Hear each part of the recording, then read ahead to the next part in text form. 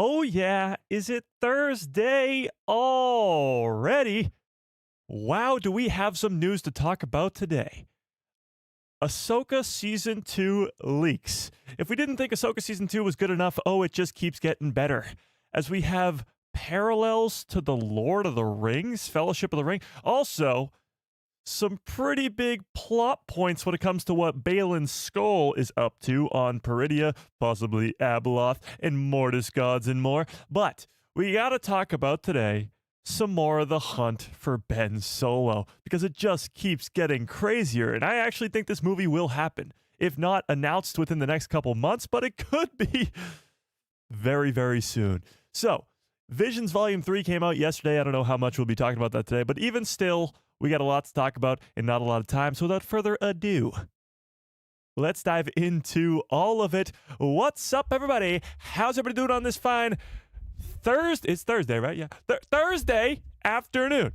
Tomorrow is Halloween. I did not dress up. I was actually thinking about dressing up today, but it's not Halloween, so I'd look like an idiot. And I didn't feel like looking like an idiot today, so we're not doing that. However, tomorrow is Halloween, and for Star Wars fans, that's just the greatest excuse ever to dress up as your favorite Star Wars character. So tell me in the chat if you're dressing up as a Star Wars character tomorrow.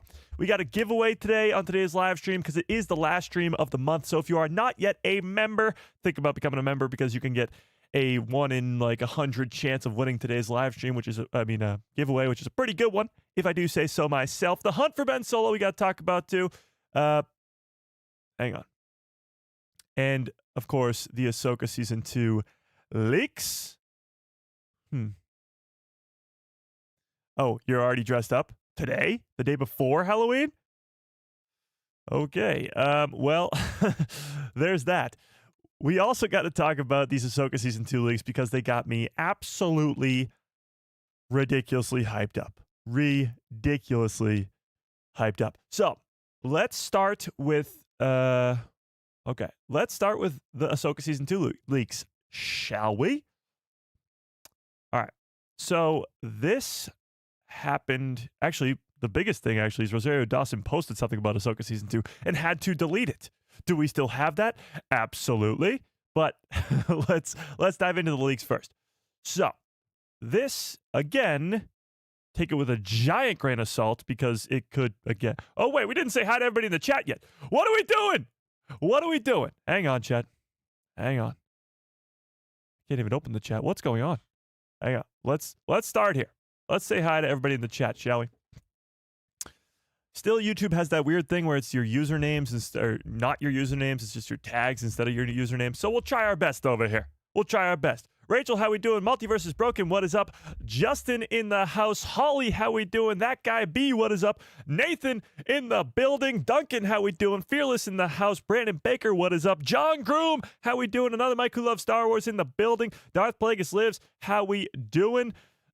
Z-Bag, I think. I don't even know. How we doing? All right, if I missed you, you know the deal. Papa Boz, what's up? Just yell at me in the chat. Let's give everybody a nice little... Hello there. General Kenobi. All right, so Ahsoka Season 2. Ahsoka Season 2. We know a lot and a little at the same time. Dave Filoni, of course, graciously gave us all this information at Star Wars Celebration about how it's going to be a war in our Star Wars. Grand Admiral Thrawn versus Admiral Akbar. The Remnant of the Empire versus the New Republic. Hera Syndulla. Zeb Orrelios is back. Ezra Bridger versus Night Sisters and Thrawn. It's got to be awesome. In the other galaxy, the new galaxy with Peridia, we got Sabine, Ahsoka, Huge Wang, Shin Hati, Balin Skull, and Mortis gods. So some pretty crazy stuff going on there. We've been talking about Anakin and how his Force Ghost could be fighting Balin Skull, and even how this eventually could lead into a Mando trilogy, with Grand Admiral Thrawn being the heir to the Empire and actually making it a full-on trilogy. However, the leaks we're talking about today focus in Peridia. They focus on Ahsoka and Sabine and Balin Skull, and I must say, they got me hyped up. I know Ahsoka Season 1 was my favorite Star Wars project in the last 10 years, and I think Ahsoka Season 2 could be better, which is crazy, but I think it can. So take these leaks with a giant grain of salt, but here's what's happening right now. Check this out. So, exclusive. Again, this is just a rumor for now. Why wait till later? Let's post this now. Ahsoka Season 2, we've been told, has a sequence not unlike one in Peter Jackson's Lord of the Rings, Fellowship of the Ring. Give me a 1 into the chat if you've seen Fellowship of the Ring. Anybody? If you haven't watched the Lord of the Rings trilogy that came out in the early 2000s, you're wasting your life. Just kidding. I'm sorry. That was a little harsh. If you haven't seen the early 2000s Lord of the Rings trilogy, what are you doing with your life? Cancel your evening plans, cancel everything, and start watching, okay? So in the Fellowship of the Ring, if you have seen it, you might remember a scene where Gandalf and the Fellowship are trying to cross over a mountaintop, and it's snowing.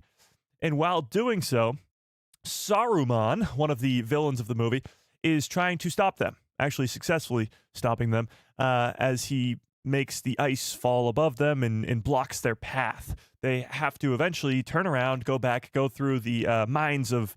My Lord of the Rings is rusty, Chet. Mines of what? Mines of Moria? I don't know. Somebody help me on the chat. And they have to go through the mines, and they find the Balrog, and that's where Gandalf, spoiler alert, dies. And he comes back as Gandalf the White. Ahsoka the White. Coincidence? I think not. Ahsoka Season 1 did have a lot of parallels to the Lord of the Rings itself, and now Season 2 seems to have even more. Because I continue. Ahsoka and Sabine on foot after their ship was forced to land due to a snowstorm, and Baylan Skoll is attempting to stop their path, much like the Fellowship is going across this snowy mountaintop, and Saruman is trying to stop their path. This is Sabine and Ahsoka on foot in the snow as Baylan Skoll tries to stop their path. The next part is only from one source, so it remains to be unconfirmed. Again, take this all with a giant grain of salt. We do have some evidence to back it, which we'll get to in a second, but this is just the leak itself. But when we inquired about how he was trying to stop them, they sent a GIF, not GIF, of Dooku versus Yoda in Attack of the Clones, where Dooku is destroying the room around them to try to deter or even test, in our interpretation, the old Jedi Master. So, in Attack of the Clones, if you've seen that movie, give me a 1 into the chat. I certainly hope you've seen that. At the end of Attack of the Clones, when Dooku bests Obi-Wan and Anakin, chopping his arm off, which is just, a very underrated scene. Attack of the Clones is very underrated in general, but we get Yoda versus Count Dooku. And in that sequence, we actually get to see Dooku take pieces of the room and throw it at Yoda.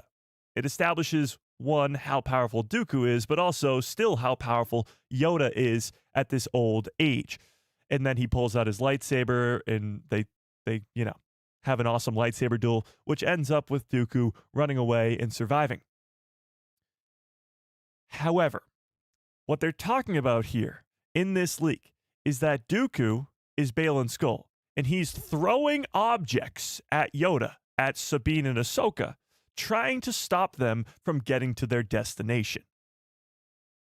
Sounds very much like that Lord of the Rings sequence in Fellowship of the Ring with Saruman in the Fellowship and him trying to stop their paths. But it also kind of gives us a pretty big look into what Ahsoka Season 2 is going to all be about. Sabine and Ahsoka looking for whatever this glimmer of light on the mountaintop at the end of Season 1 that Baylan Skoll is looking at. They're looking for that too. They're trying to stop Baylan Skoll. They have to get out of their ship because they're forced to land due to the snowstorm, and Baylan Skoll is trying to stop them from following him. Now, the big question that I've seen online is, how was Baylan able to catch up to them so quickly? Well, that would be because, he's on foot. Or how would Ahsoka and Sabine be able to catch up to Baylan so quickly? He's on foot, and they have a ship. They still got their ship that they can just fly around in. And it's only until the snow stops them where they have to slow down. Now, I'll continue this, but while the rest of the source is pretty vague, it sounds like the journey up on the mountain is an important one. Oh, and it is indeed. I'll get to that in a second. Is an important one. And it's possible, our speculation based off of the vague hints, they get deterred to the temple we've seen in the concept art. Like how the Fellowship has no choice to pass through Moria, I knew it, instead of go across the top of the mountain. So we do have a little bit more evidence to suggest that this leak is actually true. And this comes from the concept art that Dave Filoni graciously, English Mike, showed us at Star Wars Celebration. So let's take a look at this.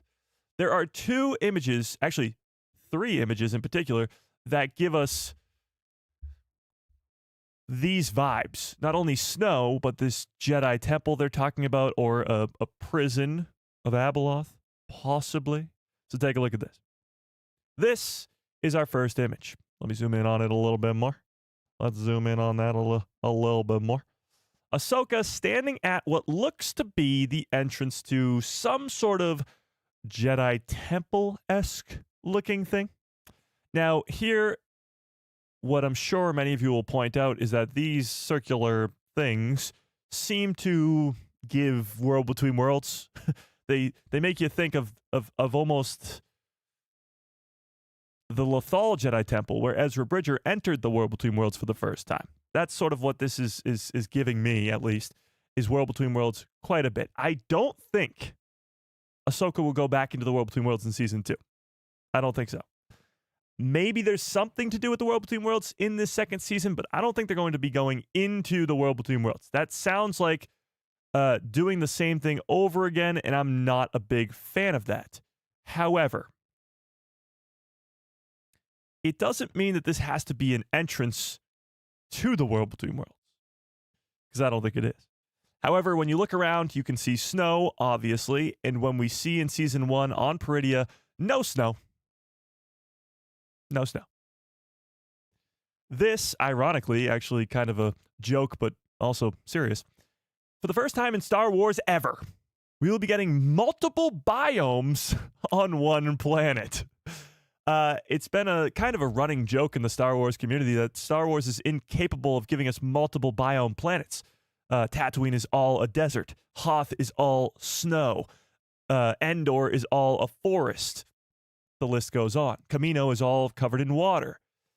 Peridia, a completely different galaxy, might be the first time in Star Wars we ever get a multiple biome planet, and it's Peridia, because we've seen the wasteland that Baylan Skoll calls it in Season 1, and now we see, at least on top of a mountain, snow. So just a little bit, first ever time in Star Wars type deal, but kind of funny either way. Yeah.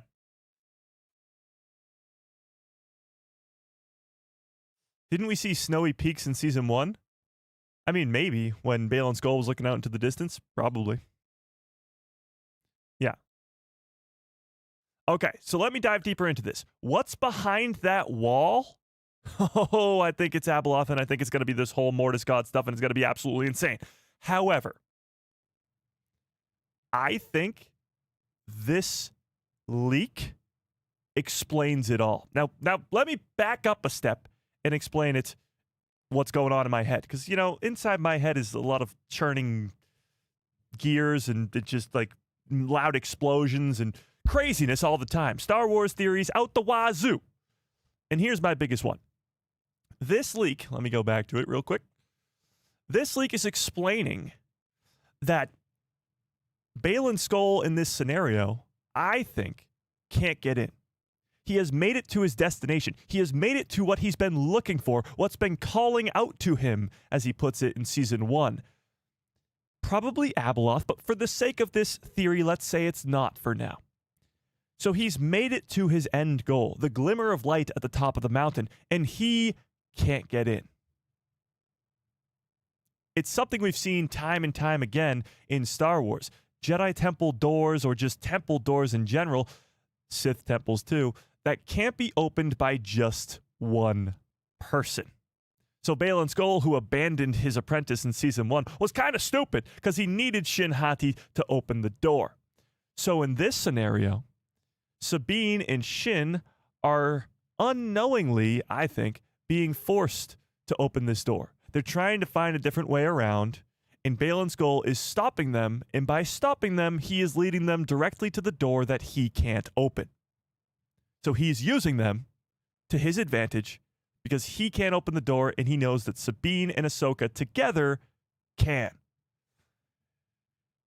So, what's behind the door? What's behind door number 1? What do you think, Chet? What do we think? What's behind door number 1? Is it Abeloth? Is this the prison she's been locked in by the Mortis gods for all those thousands and thousands of years? And now that the Mortis gods are dead, she was able to contact Baylan Skoll from across the galaxy or galaxies, and that's the voice that's been calling out to Baylan. Is that the power that is going to end this never-ending cycle of good versus evil? Or is it something else? Pull it up. Let's pull it up. Let's pull it up. Hang on. How do I start a poll here? For some reason, I can't open the chat today. I don't know what's going on. Oh, wait. Yes, I can. Never mind. I take it back, chat. I take it back. Oh, we already have a poll open. That's why I can't start a poll. Here we go. Let's start a poll. If you haven't smashed a freaking like on the stream, I don't know what the hell you're waiting for. What is behind that door? Is it Abeloth waiting patiently for thousands and thousands of years?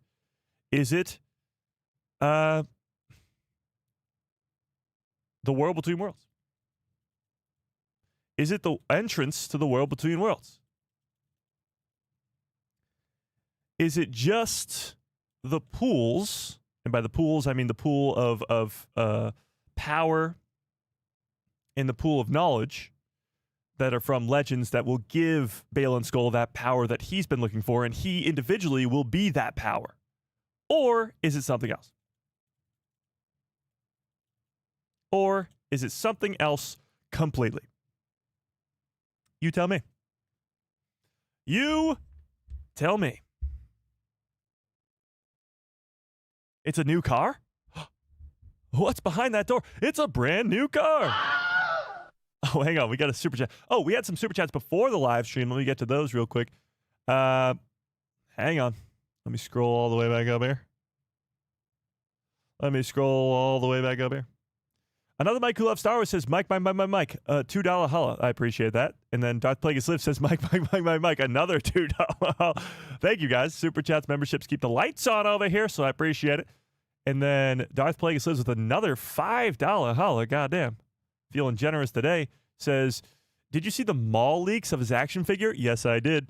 And we'll look at that later. But we actually kind of already looked at it last week. But yeah, we'll look at it again. And also, Ahsoka Season 2, let's go. Yes, Ahsoka Season 2's got me hyped up too. All right, but let's hang on. Yeah. Okay. Well, let's see where this poll's at so far. Whoa. The majority of you guys right now are saying something else. I think it's Abeloth. I mean, this is what we've been leading to this entire time. Not only has Dave Filoni been involved in the creation of Abeloth in Legends, from what we've heard, but also the Mortis God statues at the end of Season 1 clearly are implying that there's some actual being calling out to Baylan Skoll. Some sort of power. Now, I think they will explain who the Mortis gods are, maybe even give us a flashback with Hayden Christensen, Ewan McGregor, Ariana Greenblatt as their respective characters in the Clone Wars, and give us the greatest thing ever, which is Ewan in the Clone Wars armor. And that flashback will explain to us who the Mortis gods are and what's going on. I think, at least. But this all would have to be explained from Ahsoka to Sabine because of the involvement of the Mortis gods, because of this character known as Abeloth, that even people who've seen the Clone Wars might not even know who that is. Yeah. Kujet. I've been seeing a lot of Kujet. Okay, so I don't think it is Kujet because we know who Kujet is. Now, if you're like, Mike, who the bleepity bleep is Kujet? Let me explain. So, season 1 of Ahsoka had one of the craziest Easter eggs that still kinda isn't that explained, but it is. So, it was a Zepho reference. Now, the Zepho have only appeared in the Jedi games, Jedi Fallen Order and Jedi Survivor. And yet, in Ahsoka season 1, there's a reference to the Zepho leader, Kujet. Zepho have Force users. They call them something else I don't remember off the top of my head. But one of those Force users was their leader for years and years, and his name was Kujet. He ruled over multiple planets, not only just Zepho, but Dathomir too. That's why you see those Zepho workings on Dathomir as well, because he ruled over Dathomir. What this doesn't explain is how in a different galaxy there is a message talking about Kujet. Because on that temple, what are we even calling that? On Peridia, in Ahsoka Season 1, where they land, that, like, temple thing. What are we even calling this? A tomb? Like, because they're all buried in there. Wherever that thing is. That thing on the side of the mountain, you know what I'm talking about. The big building in Season 1. You know what I'm talking about. Whatever that is. On the door to that building, it says, praise Kujet. Something, something, something. So praise Kujet. Praise the Zepho leader. Why would there be writing about the Zepho leader in a completely different galaxy, home of the Night Sisters? There needs to be more of an explanation there. So, although I don't think that whatever's behind this door number 1 has anything to do... this door number 1 has anything to do with the Zepho or Kujet, there still needs to be more explanation to that. It's like one of the craziest Easter eggs we've had in Star Wars that's just completely unexplained. So, maybe, just maybe, this has something to do with it. But it does entail, at least, this building being here on top of a mountaintop with snow all around, that there is more going on Peridia than we once thought. That there might just be a little bit more going on here. Yeah.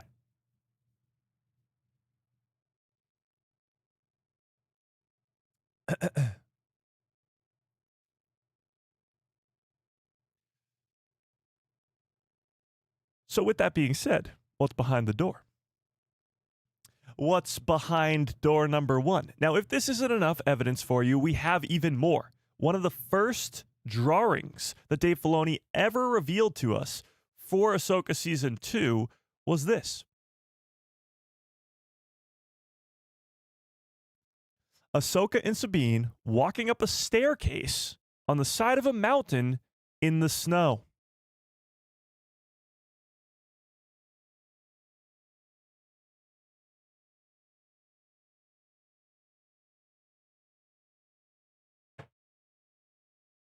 There's more. There's more. So, first we got the leak that tells us that there's this epic scene, just like Lord of the Rings, where Sabine and Ahsoka are trying to go one way, and Baylan Skoll stops them to turn around to have to go into this doorway that was revealed to us at Star Wars Celebration. That's awesome. Not only that, this is the first drawing that Dave Filoni showed us for Ahsoka Season 2, with Ahsoka and Sabine walking through the snow up a staircase on the side of a mountain. Okay? But this is the concept art that we see from Star Wars Celebration for Ahsoka Season 2. Now, maybe I'm crazy, chat. Maybe I've lost my goddamn mind. But this looks like a doorway. And what's inside the door? this giant ass droid looking thing. So Dave might have actually given us the answer to the question, what's behind door number 1?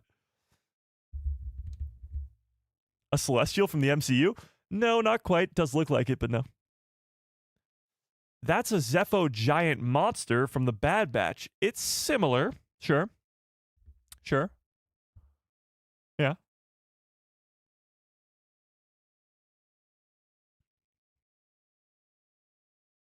I love speculating about the Ahsoka series. Some of the best conversations in Star Wars were prior to season 1. Oh, yeah. Because Ahsoka does crazy things that no other show in Star Wars does. It expands the lore of Star Wars beyond belief. It gave us a new galaxy in our Star Wars universe. And now it's even going further with the Mortis gods and all this craziness. Yeah, I mean, Ahsoka is breaking new ground that has never been broken before. So, when we put all this evidence that we have together, it starts to look like we kind of have a little bit of a picture. From starting with the leak itself, take this with a giant grain of salt, but there's a supposed sequence where Sabine and Ahsoka are walking across a snowy place, and Baylan Skoll stops them from a distance by throwing objects at them, just like Saruman did in the Fellowship of the Ring. They have to turn around and find a new entrance to this place, which is this door that we got from Star Wars Celebration. Snow all around, big-ass door, Ahsoka standing in front of it. We also got Dave Filoni's drawing of Ahsoka and Sabine walking through the snow, and what's behind door number 1? Looks like giant robot monster thing. Put on your detective hats, chat, because we just cracked the code. We just figured it out. Now, what's really cool to me is this big-ass monster thing. This is unlike anything we've ever seen in Star Wars. Anything. We've seen plenty of droids in Star Wars. None that are, what is this, like 50 feet tall? This thing's enormous. And Ahsoka immediately ignites her lightsaber like she's going to fight this thing, which, first of all, I want to see. But second of all, how is that even going to be possible?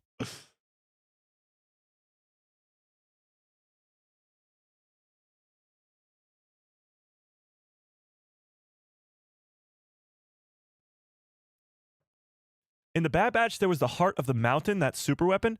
True. And honestly, I was one of my biggest gripes with the Bad Batch, and I have a few. I think season 3 was a masterpiece, but season 1 and 2 were kind of slow. And I get you have to build up the characters so that you care about them when they die in season 3, which none of them did, even though I thought they were all going to die. But even still, season 3 is a masterpiece. First 2 seasons are slow. One of my biggest gripes is that episode. If you don't know what I'm talking about, let me pull it up here. Zepho. I don't even know what to call it. Giant droid. Bad Batch. In the Bad Batch, I believe it was season 1. No, season 2. Season 2, sorry. Season 2, we got this gigantic... This thing, yeah. Here we go. Perfect. This gigantic Zepho... Was it even confirmed to be Zepho? I don't even know. But gigantic mechanical giant robot thing. Now, it doesn't really look similar at all to this, other than the fact that it's gigantic. But Dave Filoni is the creator of both Ahsoka, season 2, of course, and the Bad Batch. In a lot of the Bad Batch stuff from Mount Tantus, of course, that being a thing that was established in Legends first with the Heir to the Empire trilogy in the late 90s, but Mount Tantus being heavily involved with Thrawn's operations as the Heir to the Empire. I think the Zillo Beast will play a role too. Like, there's a lot of things in the Bad Batch that are established to come back later down the line in the timeline. Mount Tantus, Omega herself, the Zillo Beast, and I think this might be another one. There's only one episode with this thing in season 2, and it never comes back. It has to be there for a reason. And maybe that reason was because it was described to be an ancient thing. Yeah, this was it in action. Giant laser beam. So if we see this in Ahsoka Season 2 starts spewing out giant laser beams like this, then we'll know that there's some sort of connection there. But Dave Filoni doesn't do anything for no reason. This is clearly in the Bad Batch Season 2 for some reason. The only question is that reason the same reason that this is in Ahsoka Season 2? I don't know. That, I don't know. It's big. It has multiple eyes that light up. True. That's the comparison. The only reason that these two are being compared right now by the chat and by myself is because they are giant droids. We haven't seen many giant droids in Star Wars. I'm not talking like a big droid. Like, I don't know, a big droid. Like in the Mandalorian and Grogu trailer, we see two giant droids. I'm talking like, this is at least 50, 100 feet tall. It's sitting down, it looks like. Imagine it's sitting in this giant throne. So, let's take a step back here. What is this? What is this droid? What is this giant creature droid thing? What do we think?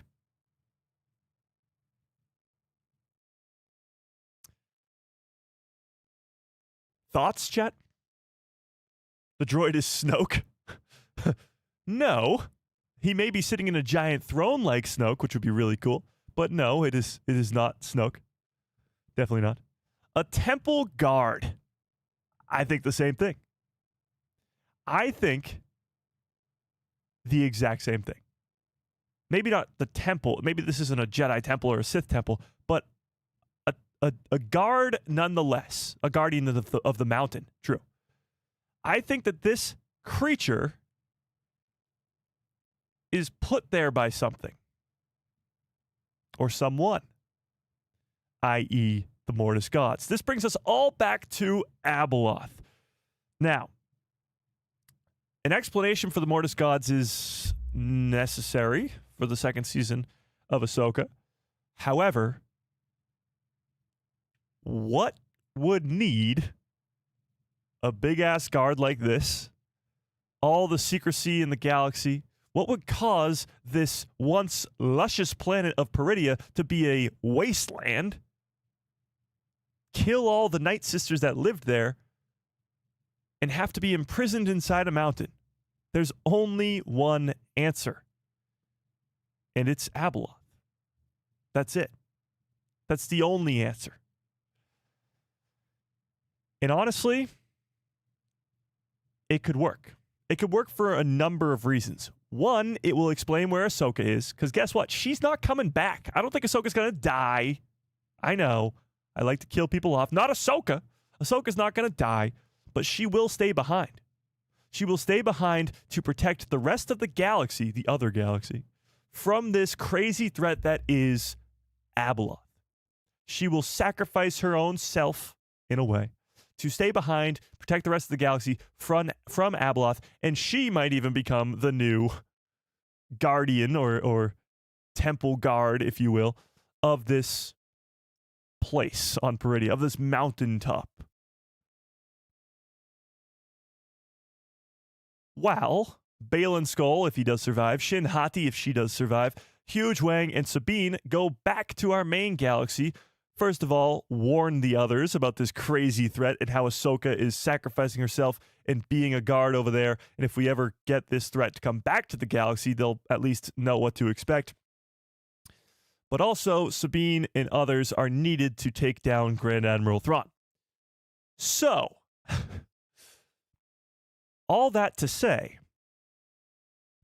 I don't think we'll be getting the full extent of Abeloth's power in this second season. I think they're saving Abeloth to be a villain in a post-sequel world. Maybe if they bring back Ben Solo, which we'll talk about today, and Ben Solo and Rey are starting a new Jedi Temple together, and the Dyad and the Force, and maybe, just maybe, with a new Jedi Order, could take down Abeloth. The problem is, with a being so powerful, how is she stopped? Abeloth is technically not canon yet. No, she's not. She's not been mentioned in canon yet. True. So they destroy the droid and end up releasing Abeloth by accident? I actually think so. I think Ahsoka and Sabine might be the ones who accidentally let out Abeloth, which would be pretty awesome, but it would allow Ahsoka to have to make the sacrifice to stay there and protect the rest of the galaxy from this big threat. So I wouldn't be surprised if like episode 1 or 2 of Ahsoka season 2 is this. Them finding this Jedi temple almost immediately, or not Jedi temple, sorry, this temple or whatever we're calling it, this door for now. Them finding this door, these leaks of Baylan throwing objects at them to make them go back to this door and open it for him because he couldn't open it himself.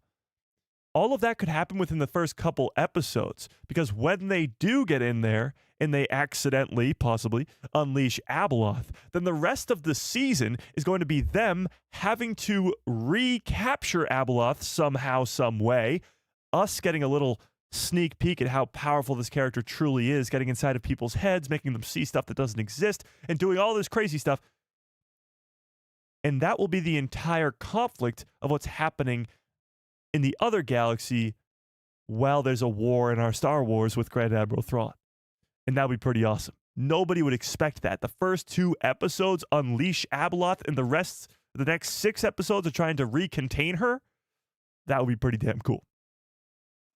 It might even lead to Baylan himself realizing that he's done something horrible, realizing that this power is too great, and he was misled. Because he's talking about this thing he's looking for in season 1 like it's this great power that's going to bring peace to the rest of the galaxy, or at least stop the fighting forever. But that might just be Baylan being misled. And when he truly sees the power and intentions of what Abeloth is trying to do, he might come back to the light. He might join the good guys and have to team up with Ahsoka and Sabine and Shin. I think they're all going to have to team up to take down Abeloth, because there's no way that just one of them or 2 of them is going to be enough to recontain her. Yeah.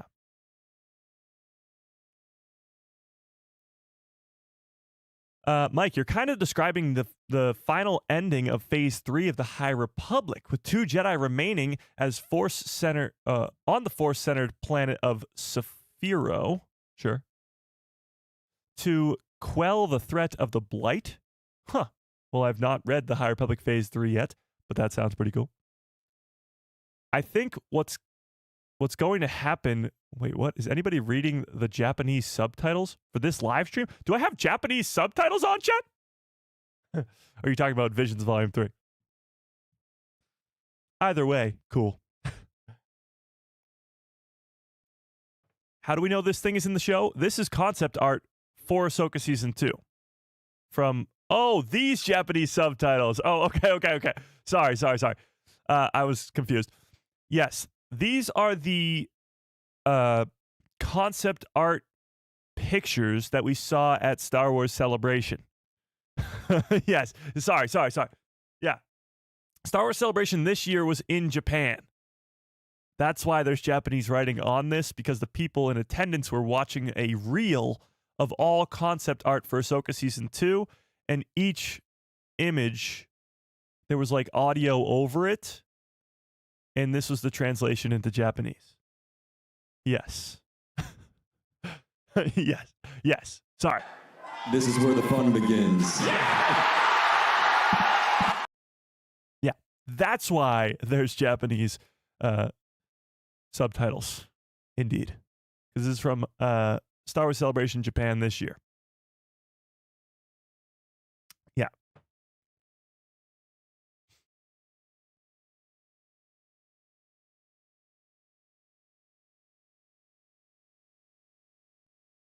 A lot of things can happen in between these times to change things. Yes and no. Ahsoka Season 2 started filming just a mere days after Star Wars Celebration. So the concept art shown at Star Wars Celebration is the latest and greatest in terms of at least plot and details of what's going to happen in Ahsoka Season 2. Because they were going to film a couple days later. So that's And yes, things can change while filming. Script changes all the time, but at least the idea for the entire season likely remains the same. So the idea that they released only a couple days before season 2 started filming was this, and it gives us a good look at what's going on here. And again, it's not just this one image. We're putting all the pieces together. It's this compounded with the fact that it looks like a doorway, and this doorway Ahsoka standing right in front of before it gets opened, and this with Sabine and Ahsoka walking up a staircase in the snow, and all of that together with this leak that we just read about there being a sequence not unlike the Peter Jackson's Lord of the Rings Fellowship of the Ring, where Gandalf and the others are walking across the snow, and Saruman throws objects at them, i.e. ice and snow, to turn them around to go through the mines of Moria, just like Balin Skull is going to turn them around to go open the door to this mechanical beast. So it's not just one thing. It's not just two. It's not just three. It's a million. And they're all coming together oh so nicely. It's like a puzzle, chat. And we're just putting the pieces together. Yeah. Exactly.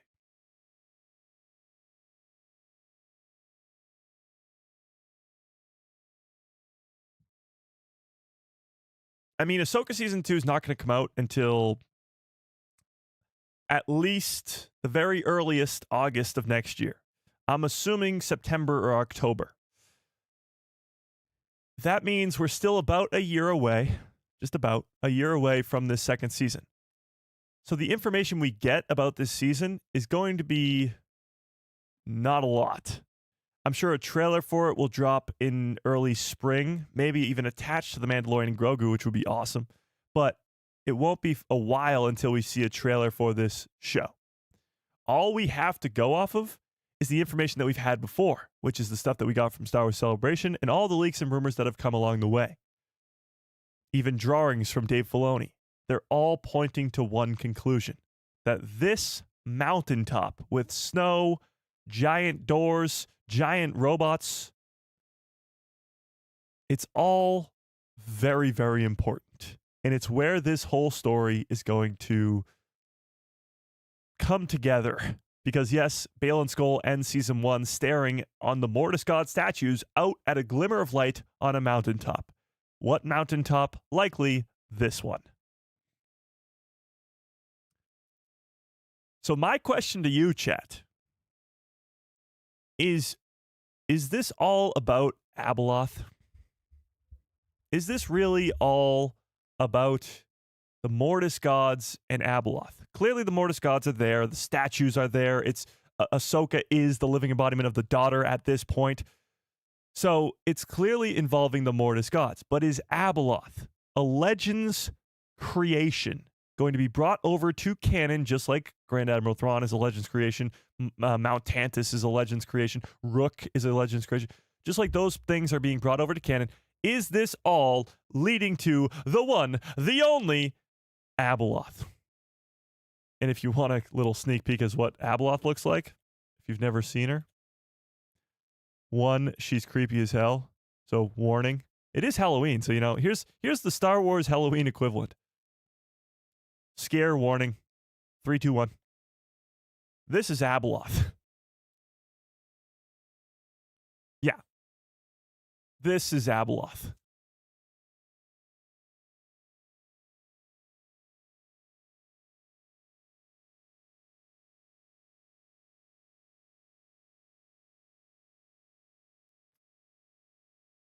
I think she'll be a big part of season 2. Yeah. All lines are pointing to this. Well, the only giant droid I know of are the ones from the Zepho ruins in the Jedi games. I don't really know if they'll go down the route of the Zepho, because yes, as you're saying, the Zepho only ever appears in the Jedi games. Other than a mention of Kujet in Ahsoka Season 1, which is in an ancient Sith language upside down on the temple on Peridia. Other than that, there is no mention or appearance of Zepho in Star Wars except for those 2 video games. So it would be a little bit weird to me to bring in that just from the games. It would actually allow you to bring in Cal Kestis pretty easily. And I know many of you have been talking about how Cal Kestis could be on Peridia, and that would be a lot more evidence to suggest that. Imagine what's behind that door. Cal Kestis? Doubt it. But it does sound a little bit weirder to me to have this all be about the Zepho when they've only ever been in 2 Star Wars projects, which are both video games. When Abeloth and the Mortis Gods have been what you've been leading to for the entirety of Season 1 and since the Clone Wars. The Mortis Gods have been a huge part of this story. Anakin being the chosen one is really just for him to be the father of the Mortis Gods. So I think this is all leading to Abeloth. I don't know how they're going to pull this off. I don't know how they will pull this off. It'd be great, as we've talked about before. My favorite theory going into it is, yes, Natalie Portman could be in Season 2 because Abeloth has the ability to appear to you as somebody she's not, get in your head and make you hallucinate to an extent. So what if she appeared to Ahsoka or appeared to Anakin as Padme? And it actually, if we're going even crazier, one of the leaks we got a few weeks ago, was that Anakin, Hayden Christensen, and Rory McCann, Baylan Skoll, had fight scenes together on the set of Ahsoka Season 2. And we were thinking that that could be a flashback, maybe, where we're getting a young Baylan Skoll and an Anakin Skywalker, and maybe they're fighting during Order 66 in the Jedi Temple, and it explains how Baylan Skoll survived Order 66. Or we were thinking that it was a present-day Force Ghost Anakin versus Baylan Skoll, and we get a Force Ghost versus a living being, which would be awesome. But what if it's neither?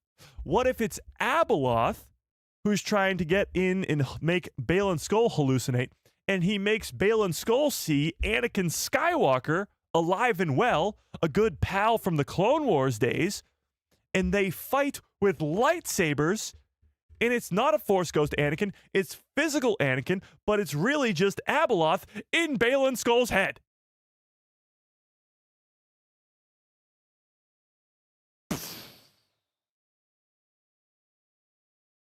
If they really want to go all out with this whole Abeloth stuff, you could make Anakin see Padme.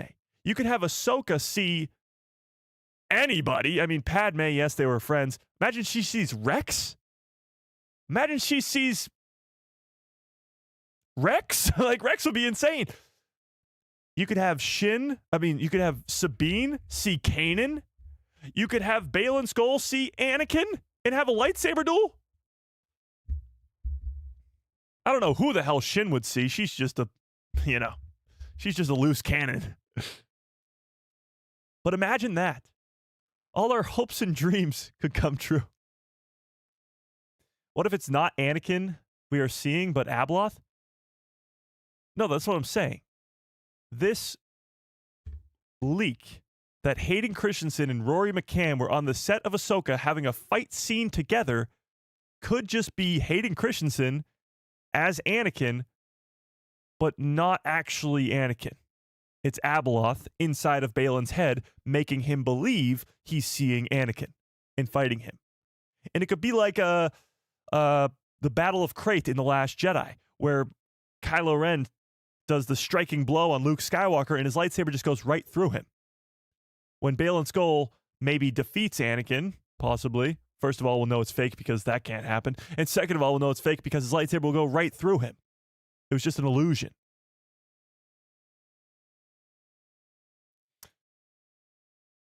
Yeah.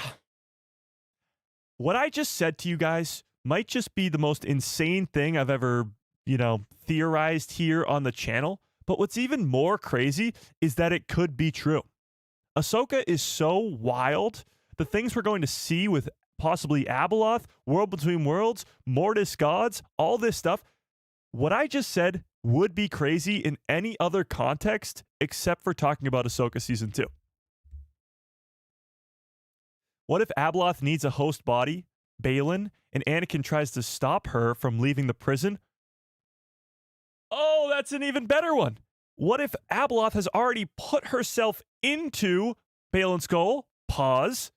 Insane pause.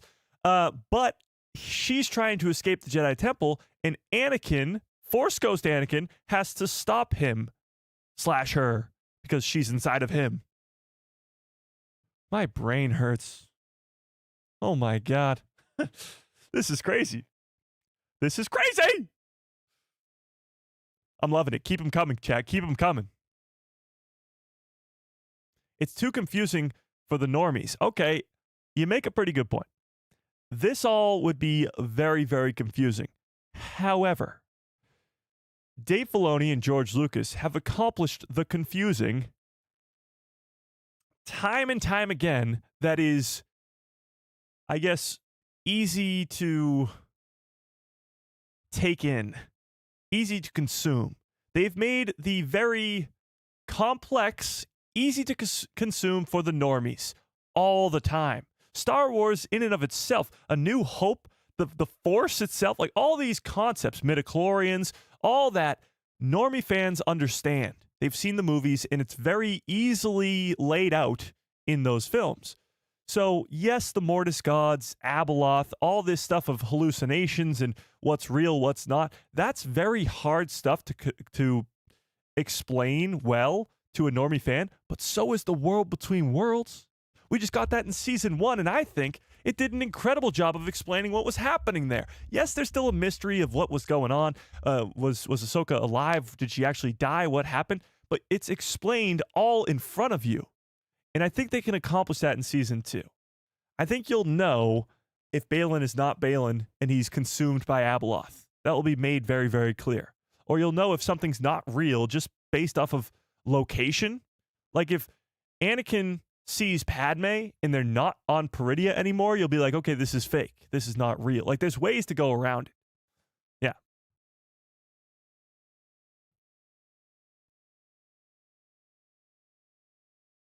Yeah. Time travel wars? No. So time travel is something that will never happen in Star Wars. And I know you guys are like, the world between worlds is time travel, Mike. It's not.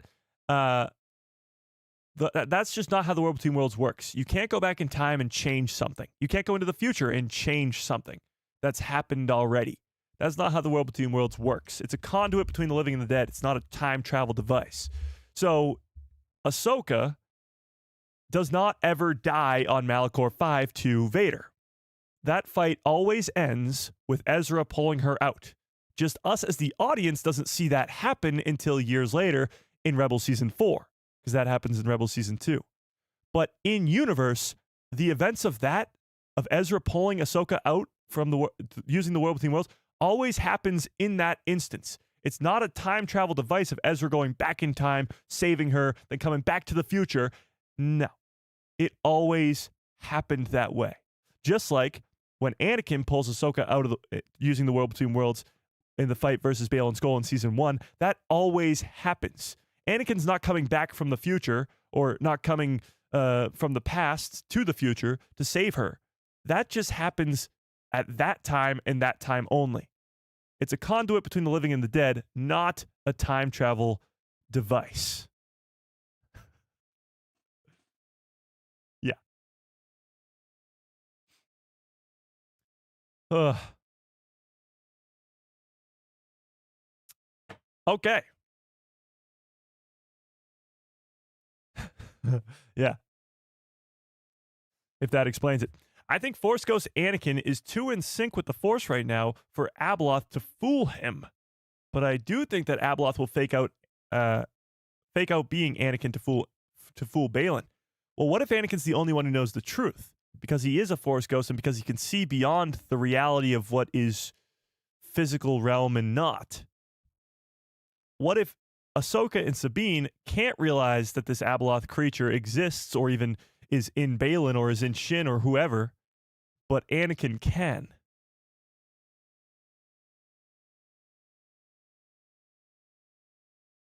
Oh my God. Is anybody else's brain like overloading right now? Is anybody else just like, I'm going to take a gigantic nap after this live stream. It's already been 55 minutes. We've been talking about this for an hour. What? Oh my God. That's crazy. Okay. We have other things to talk about today, not just Ahsoka Season 2 leaks. But okay. Holy crap.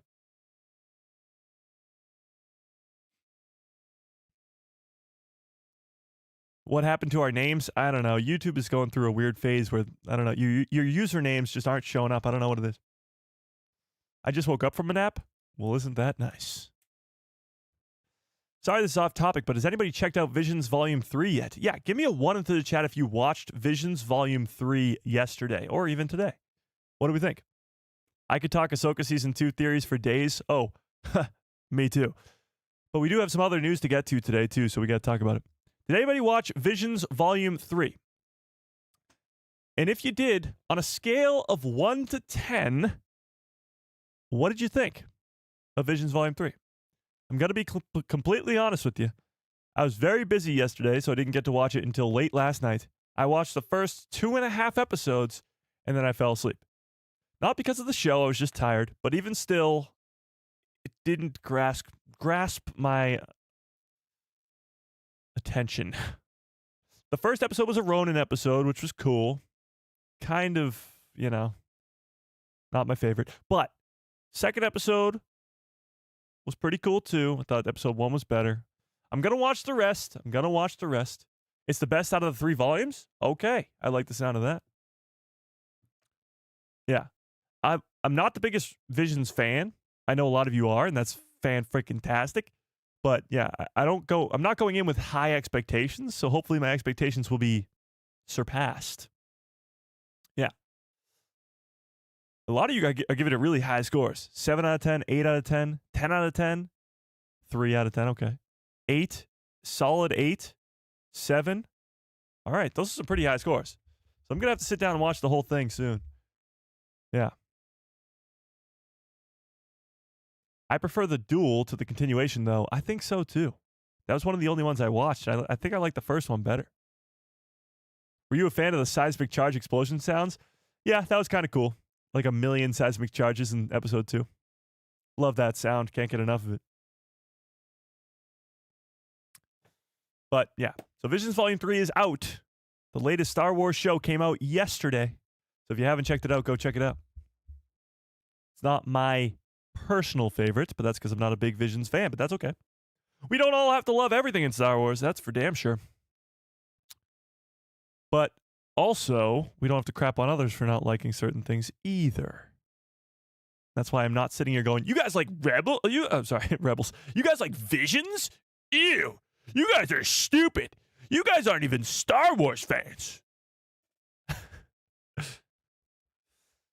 Only if I wanted to make a lot of money would I do that. Okay, so moving on. We do have some other news to get to here. We will circle on back to that Ahsoka Season 2 stuff because it's awesome. Actually, before we get to what's next, let's talk about this. So Rosario Dawson posted this on her Instagram. This post of Ahsoka poster behind her. Sorry. Ahsoka poster behind her, and with a comment that said, Rosario Dawson, it's a wrap. It was thrilling to sign and gift nearly 1,000 of these epic displate magnets metal posters to our incredible hardworking crew of Ahsoka Season 2. The Force is strong with this team. Enjoy a little piece of the galaxy till we meet again. This was deleted.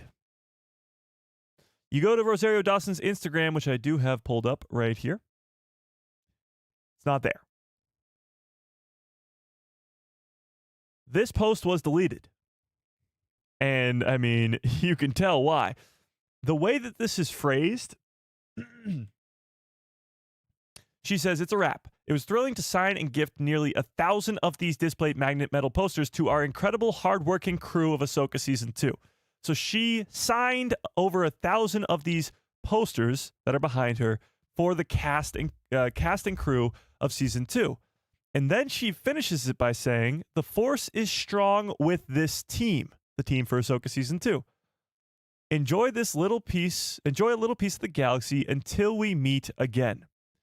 Why was this deleted? Because she says until we meet again. It confirms that Ahsoka will come back eventually. It kind of implies in Ahsoka season 3, which I don't think is going to happen. But she has since taken this down because she has inferred, or made us infer, that there will be a meeting again of these people. The Ahsoka season 2 crew will come back together. They will meet again. So let's actually put this up in a poll in the chat, shall we? Let's put it in a poll. Let's put it in a poll. By the way, whoa, this poll is very split. 37% of you think that it is something else behind that door. 36% say Abeloth, so we're very split right there. 16% say it's a World Between Worlds entrance, and 11% say it's the pools of knowledge and power. All right, let's put this poll up here. Do you think there will be an Ahsoka season 3? Do you think we will get an Ahsoka season 3? I, until this moment, would have said absolutely not. However, Rosario Dawson has me thinking something else now. Her posting this saying until we meet again, and then them having to delete that because it gave away too much, makes me think there's going to be a meeting again. Makes me think that a team of Ahsoka season 2 is coming back together for a third installment. Maybe this could be a reference to Dave Filoni's movie, because he's supposed to be getting an installment in the Mandoverse, a culmination movie of all these different Star Wars Disney Plus shows. So maybe that's the reference, that they're all going to come back together for that, but that would imply that Ahsoka makes it back to the main galaxy and she's a part in that. It's strange. It's very strange. So what do we think this means? Is there going to be an Ahsoka season 3, or is she inferring that Ahsoka herself will appear in whatever's next, possibly Dave Filoni's movie? As we know, Dave loves the character of Ahsoka, and so do we, but he will likely try to put her wherever she can. An Heir to the Empire trilogy is where we'll see Ahsoka again, so you think she will get back to the main galaxy. Interesting. Interesting. Disney should remake the original trilogy? No. Definitely not that. Ahsoka will either return in the Mandoverse films, or she will be made immortal in season 2 and appear in the Simon Kinberg trilogy. Interesting, but that wouldn't mean that she's working together with that same crew. Like, Ahsoka season 2 crew would likely be the same crew working on The Mandalorian and Grogu, and also probably the next Mando movie too, which is Dave Filoni's movie. To be honest, I'd prefer a show over a movie, but Disney has made their intentions clear that they're shifting over to more movies. I don't know. It is actually a good question. Which would you prefer more, a Disney Plus show or a movie? Because yes, Disney has made themselves clear that they're shifting back Star Wars to the big screen because that's where it belongs. But there's still going to be Disney Plus shows. There's still going to be Maul Shadow Lord. There's still going to be Ahsoka season 2. There's just more, I think, opportunity for box office returns. But when it comes to a Disney Plus show, especially live action Disney Plus shows, you have so much more room with these characters. 8 episodes, all about 45 minutes, is a whole lot longer than just a 2.5-hour movie. A lot longer. So show or movie?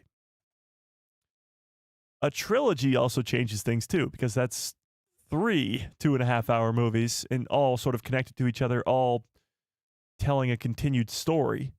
I think the Mandoverse is going to get a trilogy, the Mandalorian and Grogu being the beginning of said trilogy. But what do we think? A lot of shows in the chat. You guys prefer the shows over the movies? You understand what got us here. You understand why we're talking today. It's because of the movies. It's because of this. The original trilogy, the prequel trilogy, that's what got us to the shows. I think it's a combination of both. You need both to survive. Literally. But it's a combination of both. I think you can play movies off of shows. That's something they haven't been able to do ever because they went from movies to only shows with the Clone Wars, back to only movies and a little bit of shows with Rebels, and then they went to only shows, and now they're back to movies and shows for the first time ever, I guess. And they can bounce off of each other. The Mandalorian and Grogu movie is going to set up Ahsoka Season 2. Whether it's in a big way or a small way, it's going to set up the series because Zeb is in both. So it's, for the first time ever, going to be bouncing off of each other in real time. Yeah. I'm not a theater fan? Whoa, you don't like going to see a movie in a movie theater? It's like the greatest experience ever. Unless the movie theater sucks and the people behind you are like, I bring a speaker to the movies because I'm a... Sorry, you know. I got a bad feeling about this. Some people just suck, you know? Not everybody. Some people. Can I get some good cups full of orders in the chat, please? Bum-ba. Okay. So, Rosario Dawson, with all this Ahsoka Season 2 leaks coming out, Rosario Dawson posts this, thanks the crew, says until we meet again, and then has to delete it almost immediately after. But too late because Star Wars fans, of course, did their due diligence and screenshotted it for some weird reason. I don't know. I guess we got to start screenshotting more, I suppose. Absolutely. Okay. With that being said, let's do this. Hello there.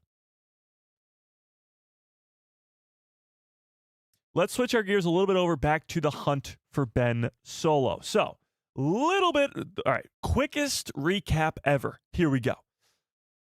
The hunt for Ben Solo. Adam Driver told us last Monday, so a week and a half ago, that there was this Hunt for Ben Solo movie that was in development for over 2 years that was canceled. It had Oscar-winning director Steven Soderbergh attached, ready to direct. It had Scott Z. Burns given $3 million, the highest paid Lucasfilm script of all time, to create a script for this movie. It was the best effing script Adam Driver has ever read in his entire life. Kathleen Kennedy loved it. Dave Filoni loved it. Carrie Beck loved it. Adam Driver loved it. Everybody loved it. It was ready to shoot. Ready to shoot! Alan Bergman, Bob Iger said no. They said no. And not only did they say no, they said, I can't see how Ben Solo is alive. Ironic. So that's the very, very quick recap. Since Monday, since Adam Driver gave the Star Wars fans the ammunition that they need to get this movie to happen, you've seen Star Wars fans raise over $10,000 to get a billboard up on Times Square that says, for Adam, no one's ever really gone. Hope lives. Ben Solo's alive. Hashtag the hunt for Ben Solo. You've seen Star Wars fans rent an airplane with a banner that says, save the hunt for Ben Solo, that flies around Disney Studios for hours. You've seen missing poster signs like this. Hang on. 1 second. Scrolling. Missing poster signs like this up all across America, and maybe even the world, I don't know. All across the place. Missing Ben Solo dog posters all over the place.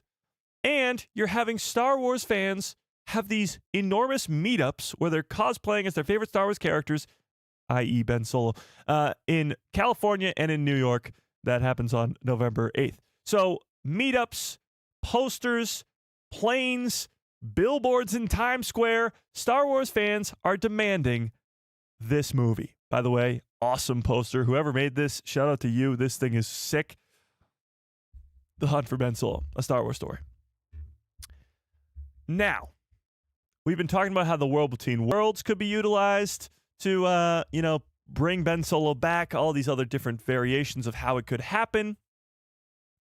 I think the world between worlds is the most likely one. The connection between the dyad and the Force with him and Rey. There's a lot. There's a lot going on there.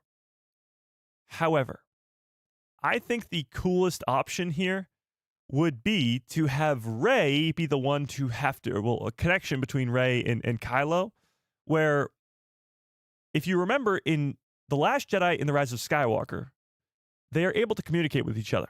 They can't see each other's surroundings, but they're able to communicate with each other through the Force. They can even touch each other. They fight lightsabers in Rise, but they can even touch each other's hands in The Last Jedi. So, what's going to stop them from having that power, even if Ben Solo is gone? Now, I could see a movie where it's Rey, the hunt for Ben Solo, Rey hunting Ben Solo, hunting to go find him, because Ben is calling out to her the entire movie, saying, like, I'm still here. You want to, like, come help me out? I'm trapped somewhere, probably the world between worlds. I'm trapped here. I need your help. And it could be this huge journey of the two of them communicating, trying to figure this out. And eventually, you go to Rey either entering the world between worlds or something like that, where she eventually saves Kylo Ren. Or Ben Solo, I should say. Sorry, he's no longer Kylo Ren. But either way, there are plenty of ways, whether it's the dyad, the world between worlds, Force projection, anything, that could allow Ben Solo to come back. So, actually, let's put up a poll just for fun, just to see where we're at. Just to see where we are at. Let's put up a poll. Holy crap. This poll is like split down the middle over here. 51-49. 51% of you say no, you don't think there'll be an Ahsoka season 3. 49% say yes. I would probably say no to that. So, I'm going to say no too. I'm going to say no too. Yeah, all right. Let's put up this poll, though. Do you want, not do you think it will happen, do you want it? Do you want the hunt for Ben Solo to happen? Yes or no? Here's where I'm at with this whole thing, because it's been over a week. We've sort of settled down a little bit as Star Wars fans. I think it has to happen. It has to. Because on every single thing that Lucasfilm or Disney does for the rest of time, you'll see Star Wars fans saying, bring back Ben Solo. We want Ben Solo. And it'll just get worse and worse and worse. It's undeniable that there's a enormous group of Star Wars fans that wants it to happen, myself included. But it won't stop. Like, Star Wars fans don't forget. We forgive, we don't forget. The axe forgets, the tree remembers. Shout out to Andor. Shout out to Nemec, my boy. Gone too soon. The tree remembers. So Star Wars fans aren't going to stop until it happens. So for Disney, it almost seems like an easy win. Not only is Kathleen Kennedy, Dave Filoni, Carrie Beck already on board, same with Adam Driver, already on board, so is an Oscar-winning director. And so are the entirety, I take that back, very broad stroke there, I apologize. So are the majority of what I've seen for Star Wars fans. Even the ones who don't want a continuation of the sequel trilogy are saying, yeah, I'd rather a Ben Solo movie than a Rey movie. So even the people who are against the sequels are still like, yeah, why not? Let's make it happen. So for Disney, it's almost like the easiest win of all time. When they announced the Rey movie, it was like chaos. But if they announce this, it'll feel like a win. It will feel like Star Wars fans did something. They won. They did it. We did it. The other thing I brought up actually last night on Star Wars Jedi Chat, shout out to those boys. We had a blast over there, me, Austin, and Nick last night. So on Star Wars Jedi Chat, I brought this up too. With the timeline, the way we've gotten it, Kathleen Kennedy calls out to Adam Driver in 2021, and for 2 years that movie was in production, bringing you to around 2023. 2023 was when the Rey movie was announced. So around the same time that The Hunt for Ben Solo was canceled, the Rey movie was announced. Coincidence? I think not. I think, and this is just my personal theory, I think The Hunt for Ben Solo got canceled only a few months before 2023 Star Wars Celebration.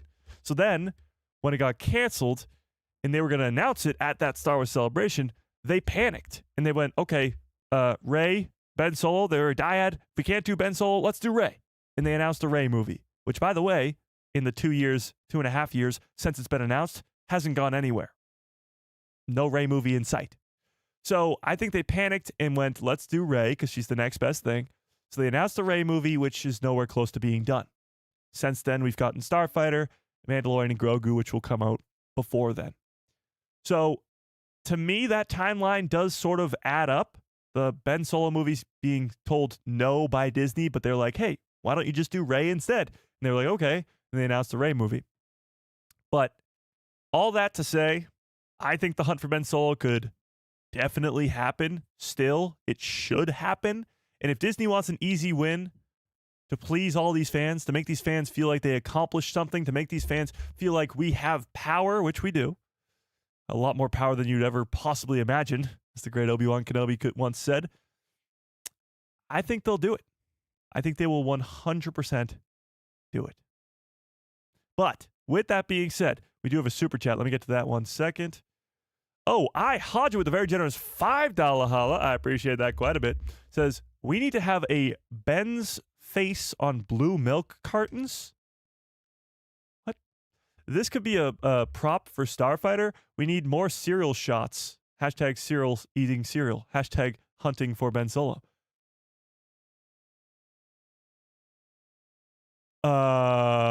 Okay. I don't think I follow that, but thank you for the super chat. I appreciate it. Oh, by the way, we do have the giveaway today, and I forgot that I didn't even tell you guys what the giveaway was. So let me pull that up. Today's giveaway in Ahsoka news of it all is a Lego set from Ahsoka Season 1. So if you are not a member, you can become a member before the end of this live stream, before we do the giveaway, and you'll have a 1 in, 90, 100 chance to win this. But Ahsoka Lego set, it's her Ahsoka Tano's, what does it say? T6 Jedi shuttle. Comes with Ahsoka, Sabine, Marok, and Huge Wang. So that's pretty damn cool. Ahsoka news. Thought I'd do an Ahsoka giveaway. And who doesn't like Lego Star Wars? So if you are already a member, you have a 1 in whatever chance to win this. And if you are not yet a member, you can become one right now. Or you could even gift memberships if you want to sweeten the pot a little bit. But super chats, memberships, keep the lights on over here, so I appreciate it. This was sent to the Discord. If you guys are not yet in the Discord, there's a link in the description below to a Discord called The People Who Love Star Wars. Go join it immediately. But shout out to Fearless, I think, is the one who sent this. Grogu dressed as Ahsoka for Halloween. Even has the white lightsaber. A Mando helmet as his candy bucket. Halloween is the best. For Star Wars fans, too, because you can dress up as great Star Wars characters. This is the best. Yeah. So there's that. Great costume. I mean, look at that. Spot on. Can't even tell if it's Grogu or not. Yeah. So there was that. I think there was one other thing. Oh, yeah. So one of the biggest issues that people are having with Ben Solo and the hunt for Ben Solo being made is that no one's ever really gone in Star Wars. That's the big complaint. Nobody's actually ever dead in Star Wars. And Star Wars Holocron actually made this list. Star Wars characters who've been revived in Star Wars. Maul, Boba Fett, Asajj Ventress, Palpatine, Ahsoka Tano, Echo, Aurra Sing, Burryaga, Fennec Shand, Rey, and Ben Solo, question mark, because he hasn't been revived yet. So, of these characters, how many of them have actually died? Well, Darth Maul, we assume died, but he did come back. Boba Fett, we assumed died, but he did not, and he did come back. Asajj Ventress did die. She died and got brought back from the life, so we're at 1. Palpatine, you could debate this one, I guess, because his physical body, I guess, dies, but his body, his essence gets transferred. I don't know. That one's up to you guys, but I'm sticking at 1. Ahsoka Tano, She is dying, I think, in Clone Wars. Somebody correct me if I'm wrong. I think she was dying, and then they put the daughter into her, and she comes back to life. She was going to die if they didn't do that. I don't know. Somebody fact check me on that. Echo didn't die. We were led to believe he died, and then the Separatists used him. Aura Singh. When did we think Aura Singh was dead? I don't recall that one. Buryaga, I don't know. Buryaga is a High Republic character, so I don't know. Skier is another, I think, High Republic character, because I don't know. Fennec Shand didn't die. She was just shot in the gut, and then Boba Fett helped her out. Rey did die. So of this entire list, and Ben Solo, I guess, he disappears, but did he die? I don't know. So of this entire list, 2 of them actually died and were brought back to life. That's it. The rest of them we were just led to believe died and didn't. Boba Fett falls into a Sarlacc pit. We think he dies, but he didn't. Maul gets chopped in half and falls. We think he died, but he didn't. Echo, we see him sort of, I guess, blow up. We think he dies, but he didn't. So I guess it's more, no one's ever really dead in Star Wars. It's more, you might think they're dead, but think again. No body, no death. I think that's a better saying than they died. I think Ben should find a way back without help from Rey. He gets help from his grandfather, Force Ghost Anakin, and finds his way back, building eager anticipation when they do reunite. That would be pretty cool. If Rey's not involved with it, it would be pretty cool, because then they allow you, yes, Anakin, but maybe even Luke, to have a World Between Worlds sequence. Ben comes back to life, and then he has to search out for Rey, and that reunion will be pretty wild. Yeah. Aura Singh, pretty sure the fall killed her. I don't remember Aura Singh dying at all. What is Aura Singh's death? Hang on. Is this from the Clone Wars? I just don't remember it. Aura Singh's death.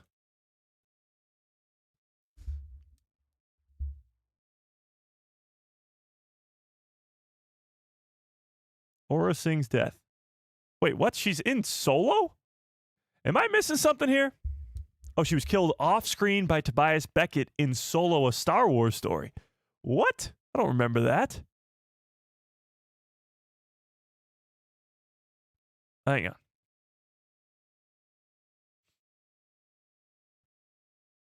Aura Singh's death in the Clone Wars is complicated. She faked her death after an encounter with Ahsoka Tano, but was ultimately killed later by Tobias Beckett in the film Solo. Huh. I don't remember this Clone Wars episode where she falls. I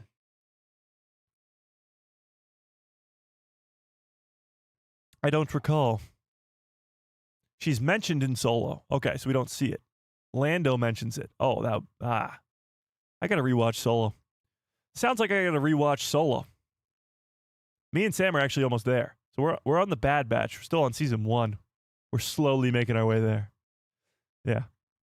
We're actually running behind now because we have 200 days till the Mandalorian and Grogu. We got to watch all this stuff before then. It's a lot. Yeah. Cobb Vanth technically died, no? Although he did get put into a Jabba's Bacta tank. Yeah, no, he's not dead. He just got shot. There's a difference. There's a big difference. Yeah. So there was that. That list was pretty cool. Oh, Mandalorian and Grogu news. So we did get a little bit of Mandalorian and Grogu news today. Actually, a pretty big one. Another cast member has joined the movie. We know so little about this Mandalorian and Grogu. It comes out in, 7 months? Something like that? 7 months. And we know of, 5 characters in the movie. Rod of the Hutt, Jeremy Allen White, will be voicing the epic slug. He'll be moving around very quickly, and who knows how big of a role he's going to have in this movie. Sounds like it's going to be a buddy cop movie of Stinky the Hutt and Din Djarin. So Stinky the Hutt, Din Djarin, Grogu, Sigourney Weaver, who could be playing Colonel Bishop or Colonel Ward, but I think it's Colonel Ward. So Sigourney Weaver and Johnny something, forgetting his last name, Johnny something, who plays a Shadow Council member from The Mandalorian Season 3. 5. That's it. We don't know about Bo-Katan. We don't know about Boba Fett. We assume that they might be in the movie, but we don't know. And of course, like anybody else, we don't know. We don't know. However, we did learn of another today. Yeah. As Hemke? Hemke? Sure. Hemke Madeira. Sorry if I just absolutely destroyed your name.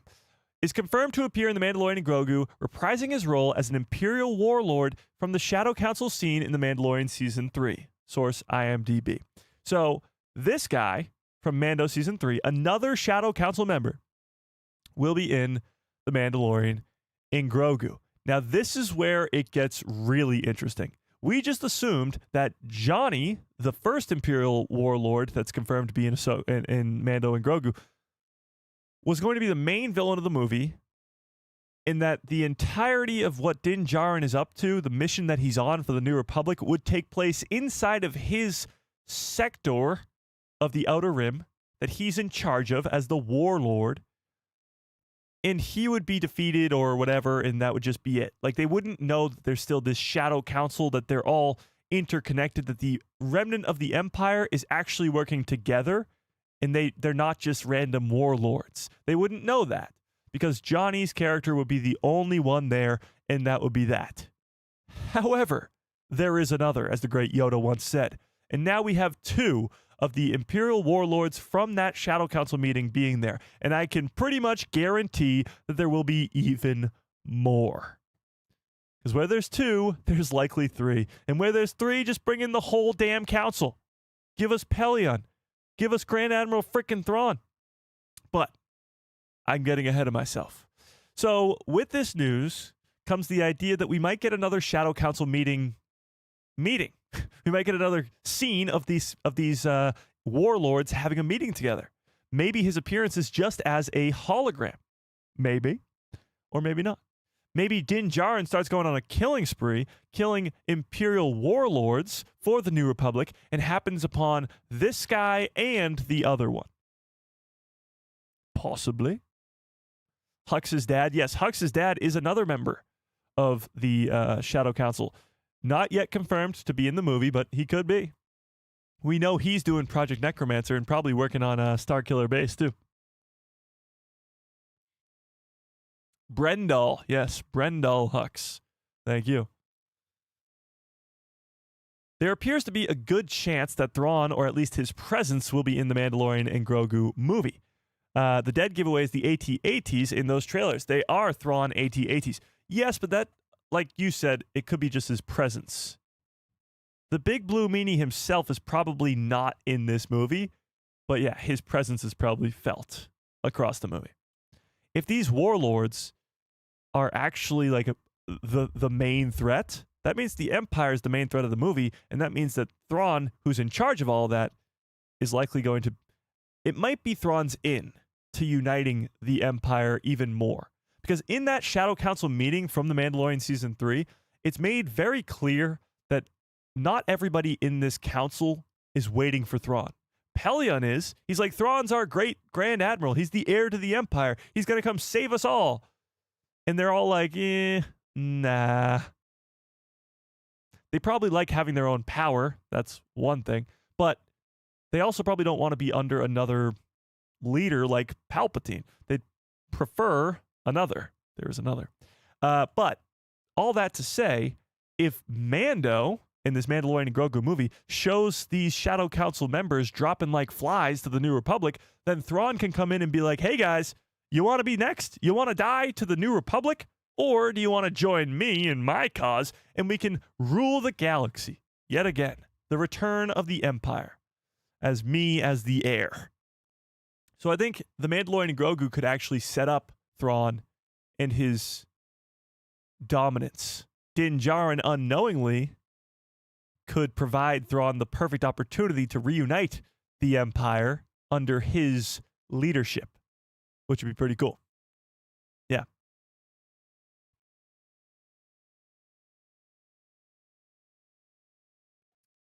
Yeah. Did anyone else hear that Quantic Dream, the developers behind Detroit Become Human, are developing Eclipse? Yeah, no, we knew that. A couple weeks ago, we actually got an update on that for first time in a long time. Oh my God. Did I see the Stranger Things Season 5 new trailer? Guys, the title of this channel is A Guy Who Loves Star Wars, and I do. I love Star Wars. I love a bunch of other things. Lord of the Rings is great. Harry Potter is fantastic. Marvel, big Marvel fan. DC, at least what they're doing now is pretty good. Stranger Things. I've been rewatching Stranger Things. I'm on season 4 now. I forgot how good that show was. Like, I knew it was good, but I didn't realize it was this good. It might be a top 3 favorite show of mine of all time. If they stick the landing with this season 5, which, by the way, the trailer today, holy crap, it was insane. So good. If they can stick the landing with season 5, it might be one of, if not the greatest shows of all time. Yeah.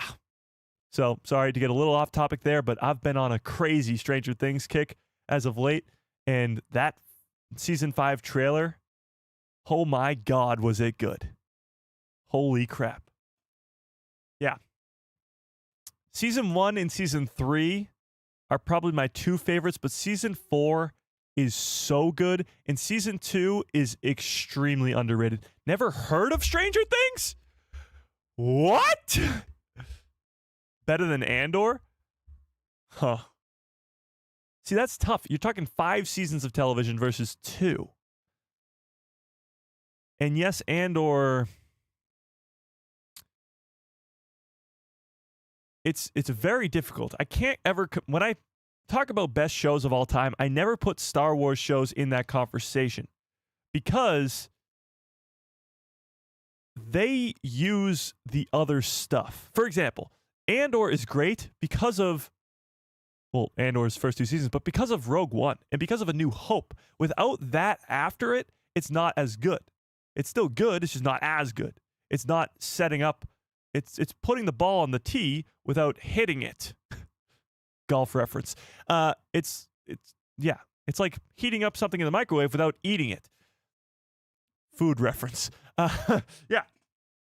So when it comes to Star Wars, and that's always the case, the Ahsoka series. The Ahsoka series is my favorite thing pretty much ever, but that's because of Rebels. That's because of the Clone Wars. That's because of all of the stuff we get from Anakin in the prequels and the original trilogy and Kenobi. Like, all of it's so interconnected that you can't really compare it to anything else.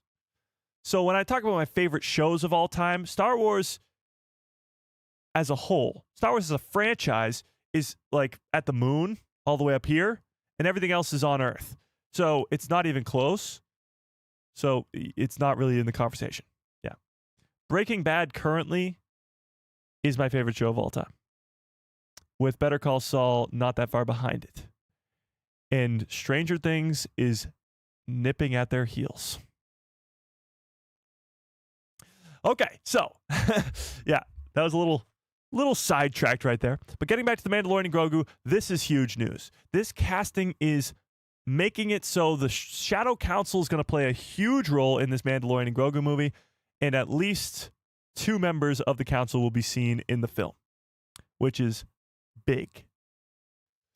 Huge. Loved Breaking Bad. Haven't gotten around to Better Call Saul yet. Some people argue that Better Call Saul is better than Breaking Bad. If you have not watched it, I recommend. I will give you a spoiler without spoiling anything. It's not a spoiler at all, I guarantee you. It's just one of my favorite quotes from the entire show, and it has to sort of do with Star Wars. Because Saul goes, "Lightning bolts shoot from my fingertips." He goes, "I'm so beyond you." Oh, it's so good. Just reminds me of Palpatine every time. I need an edit of Saul going, "Lightning bolts shoot from my fingertips." And then it's just Palpatine. Unlimited power. Sorry. I'm getting way too off track here. All right, let's lock back in here, Chet. Lock in. Okay. Here we go. Where was I? As I was saying. Where was I? Oh, Mandalorian and Grogu. Yeah, Shadow Council members. It's gonna be great. It's gonna be great. Oh, new Forbes article says that the Ahsoka season 2 will likely premiere in August or September of 2026. Huh? Only if somebody had said that sooner. Sorry. Yeah. Yeah. Ahsoka season 2 will likely premiere in August or September of 2026. Would premiere 3 years after season 1 premiered. That's crazy. 3 years after season 1 has premiered. That's so crazy. All right. One of the other things that somebody brought up earlier in a super chat was this Maul Shadow Lord leaked things. We looked at it last week, but here's a better look at it, I guess. You got Maul, action figure, metal legs, same sort of look as the Clone Wars Season 7, and we know that eventually that look will change because by Solo he looks very different, has a different lightsaber because he's going to kill some Inquisitors, which is going to be pretty cool. So there's that. Yeah. All right, I think we should do the giveaway now, and then we'll come back to the other stuff, and then we'll go from there. So if you're not yet a member, this is your last chance to become a member of this channel and have a 1 in whatever amount it is chance to win this epic Lego set for Ahsoka Season 1, as we talked about Ahsoka Season 2.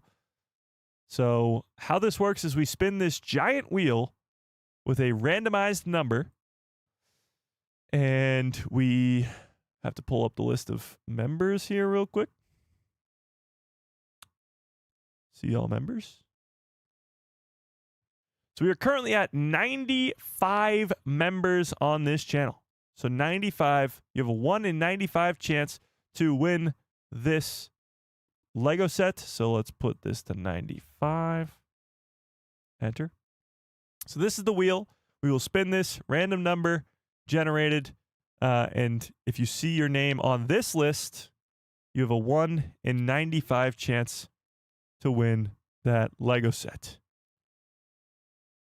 YouTube's got some issues. Every time I scroll this down, it goes right back to the top. And for some reason, it doesn't. It just shows your doesn't show your usernames. Okay, let's spin the wheel.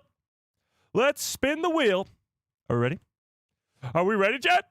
Can I get a drum roll, please? Can we get a drum roll?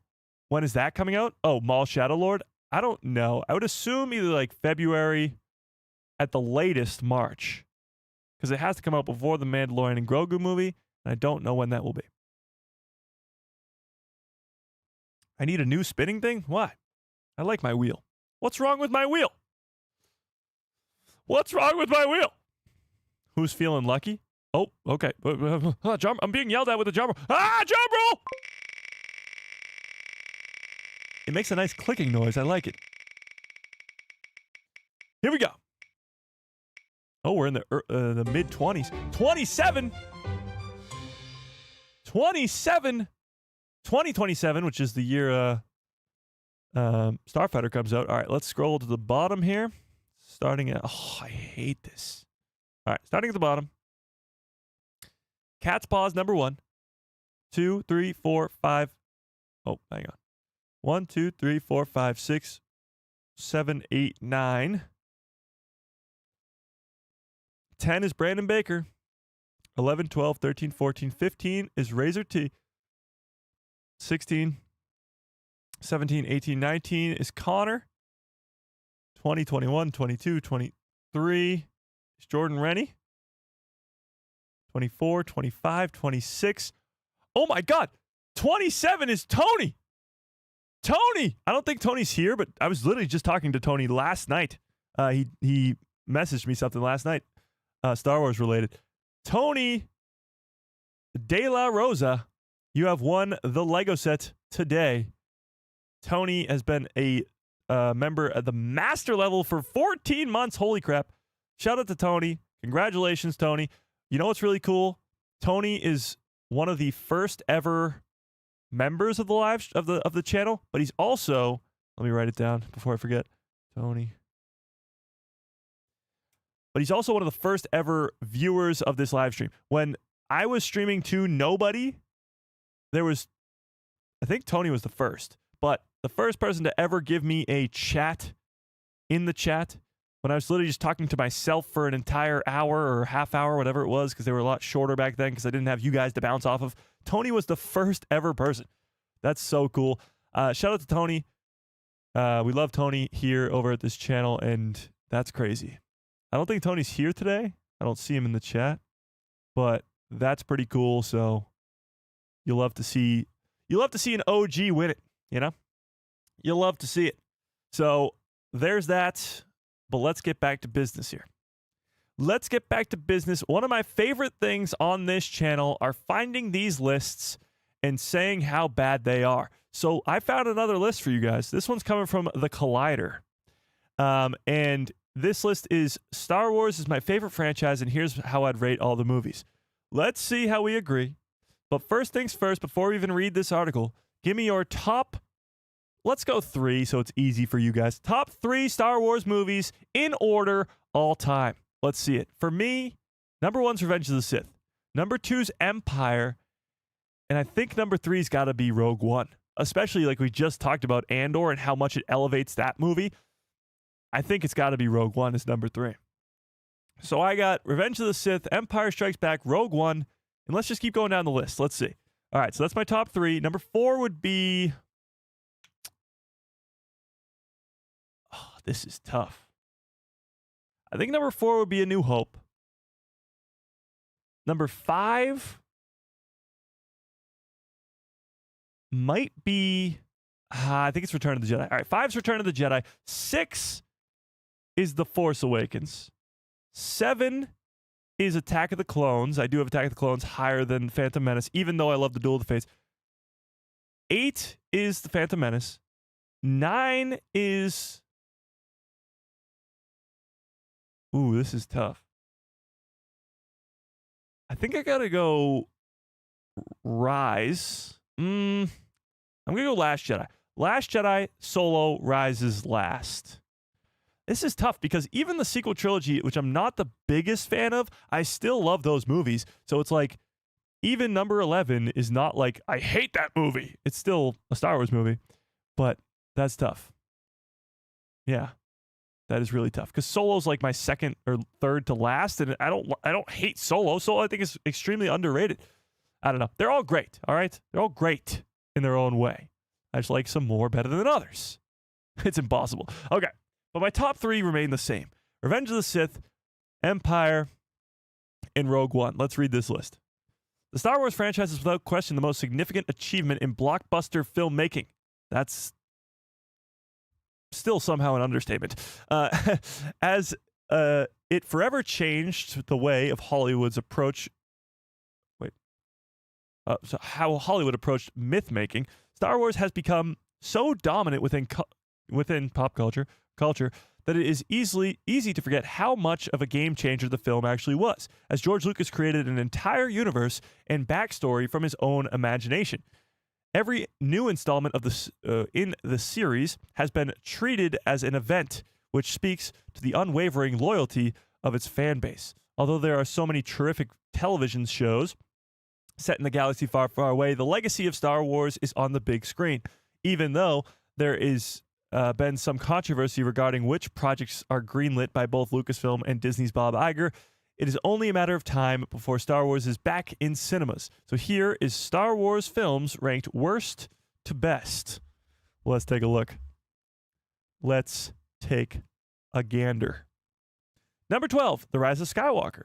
Oh, 12. They're including the Clone Wars movie. I think the Clone Wars movie would be last for me. I think it would. I think it would. Sadly. As much as I love Stinky the Hut, it's just not it, you know. Just not it.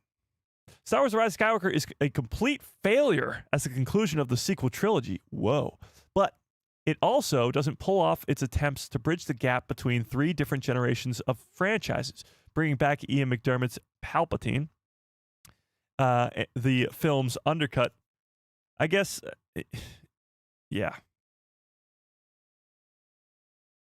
redemption arc of Adam Driver. Hashtag bring back Ben Solo. Hashtag the hunt for Ben Solo lives.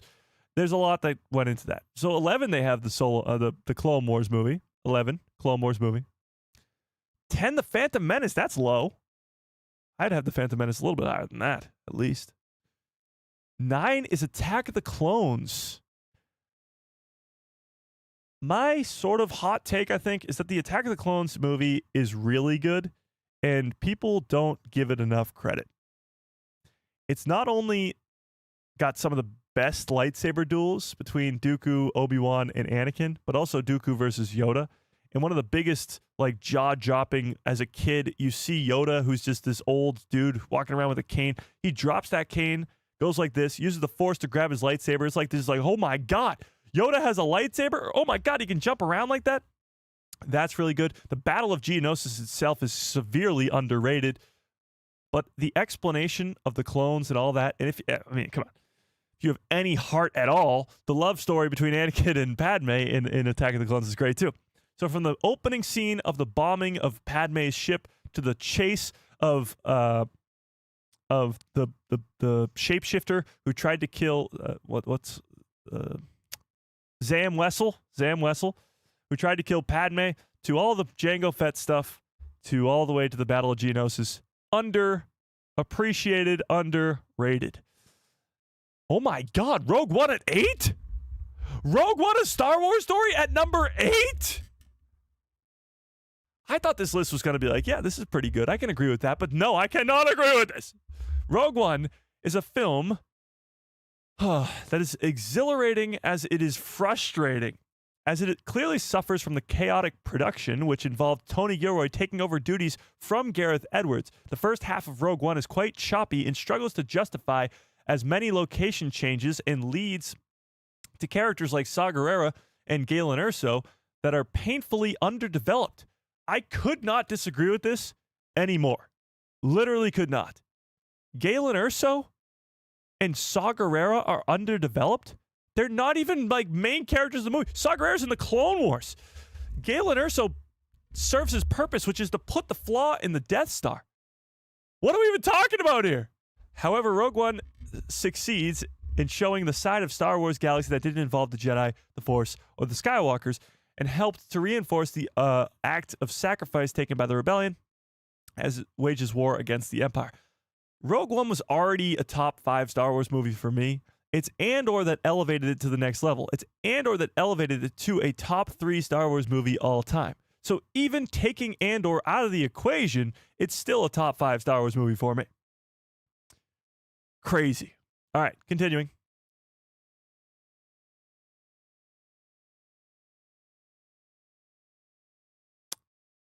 I quit.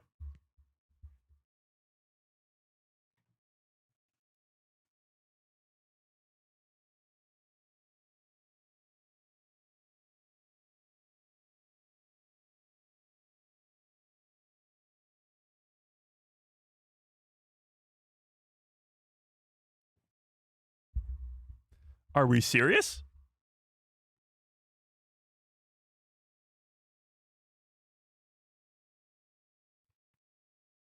Is this a cruel joke? Is this like a Halloween prank or something? Revenge of the Sith at 7?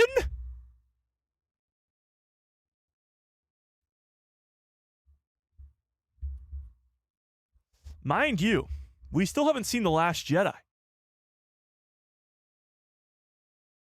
We still haven't seen The Last Jedi or The Force Awakens. The Force Awakens and The Last Jedi are all better than Revenge of the Sith and Rogue One at 7 and 8?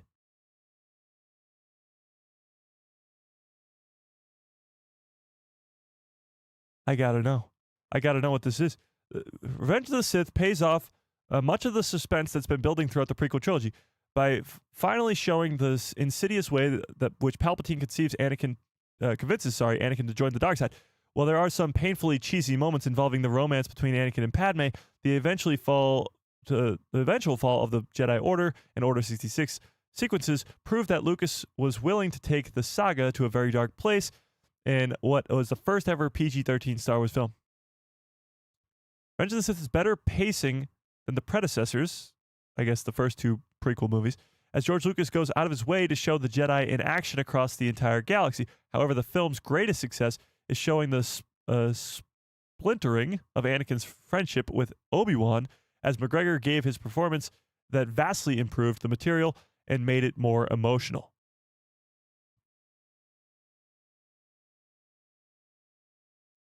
Do we bail now?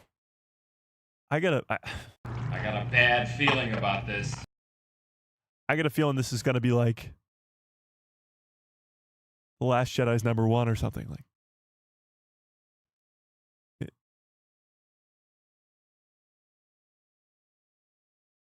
When I scrolled down, like Rogue One, I can kind of get. At number 8 is crazy, but I can kind of get it. When I scrolled down and saw number 7, Revenge of the Sith, my heart dropped. What are we talking about here? All right. I love how they had to preface this entire article with, as a lifelong Star Wars fan. Let me go back up here. Scrolling back up.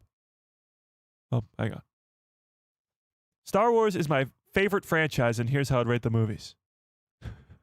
It's funny because I always talk about how like Star Wars is like food. Everybody has different preferences. Everybody loves different things. It's okay. We can all love different things. And then I read a list like this and I'm like, so you're telling me I can't really compare it to food because I like all foods, so it's kind of hard. All right, let's see. Number 6, Solo.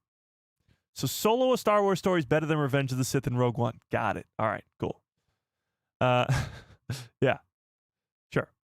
Yeah. The Force Awakens, number 5. Pretty high praise. I do like The Force Awakens quite a bit. I know everybody makes fun of it for being like a carbon copy of A New Hope, with the Starkiller base equals the Death Star, Kylo Ren equals Darth Vader, a orphaned person from a desert planet, Rey, Luke, very similar there. Just a lot of similarities there and there. But even still, I think The Force Awakens is a great movie. I think all the visual effects are, for the entire sequels, honestly, incredible. But The Force Awakens in particular, I love the forest fight between Kylo, Finn, and Rey. Han's death, even though people were devastated by it because it's their favorite character, blah, blah, blah, blah, I thought it was great. And story-wise, although it is very similar to A New Hope, still fantastic. Number 4, The Last Jedi. So Last Jedi is not number 1, it's number 4. We're good. We're good. Number 3, so it's just the original trilogy from here on out, is Return of the Jedi. Number 2, Empire Strikes Back. They got A New Hope at number 1. Okay. Honestly, gotta respect the list. Everybody's got a different list, but it's a horrible list. No, I'm kidding. It's a good list. It's a fantastic list. Incorrect. It's a list, It's a list. It's a list. It's a list that has Star Wars movies on it. It's a movie list that is Star Wars, and it's got numbers. It's a list, It's a list.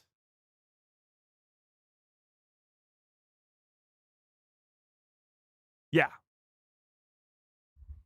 A list. Yeah. I'm okay with A New Hope being at number 1. All right, let's see some of your guys' lists. Let's see some lists. What's the top 3 Star Wars movies? Let's see it. Number 1, Empire Strikes Back. 2, A New Hope. 3, Return of the Jedi. Nice. All original trilogies. Love it. Let's see what else we got here. A New Hope has to be number 1. Well, it was on that list. It certainly was on that list. My chat won't let me scroll up any further, so somebody's going to have to resend it. It's Bob Iger's list. Funny. Okay. There was one other thing I wanted to get to here. What was it? Talked about that.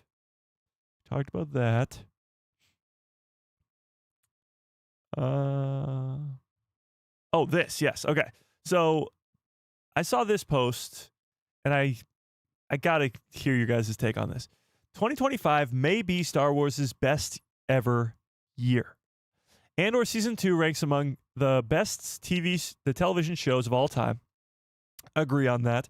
Visions Volume 3 pushes the boundaries of what Star Wars stories can achieve visually and emotionally. I don't know if I agree with this. I haven't finished Season 3 yet, but so far, no. The High Republic concluded beautifully with the Trials of the Jedi. Again, can't really agree with this because I haven't read it.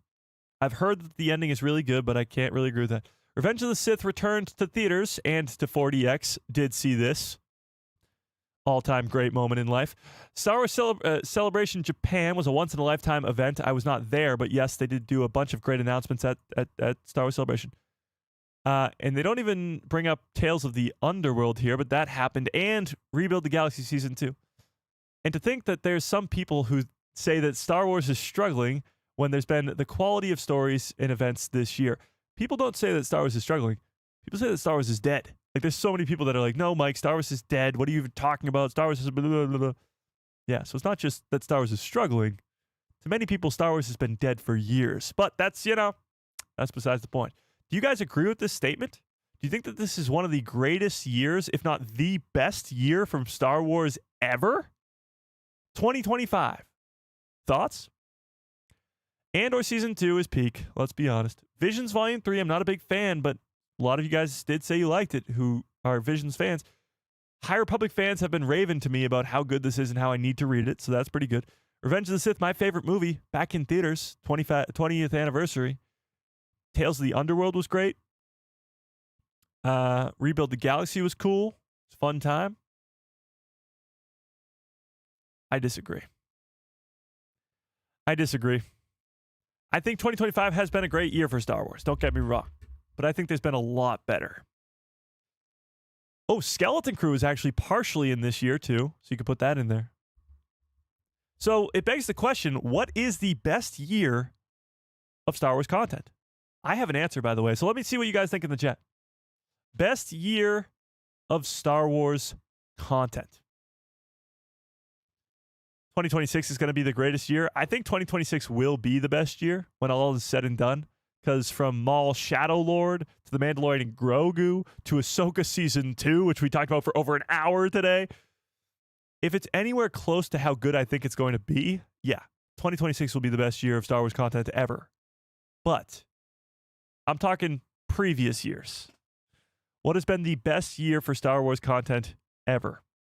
1977? No. I mean, yes, A New Hope is great, and it kickstarted the whole thing, but I'm just talking about the content in general. Because A New Hope is the only thing you got that year. Yeah. There's a few years that I have in mind, actually. A few. I look at years like 2016, where you had Season 2 of Rebels, I think. Season 2 or 3 of Rebels, along with Rogue One. I look at years like 2020, where you had Mando Season 1 and Season 2 and Clone Wars Season 7. Bangers. Absolute bangers. Season 2 of Mando, peak. Clone Wars Season 7, peak. I think something else came out that year, too. I can't think of it, though. That was 2020. 2022, I think, was Book of Boba Fett, Kenobi, Andor, Tales of the Jedi. That's a crazy year. 2023 was Mando 3, Bad Batch 2 or 3. Maybe Bad Batch 2 and Ahsoka Season 1. That's a pretty great year.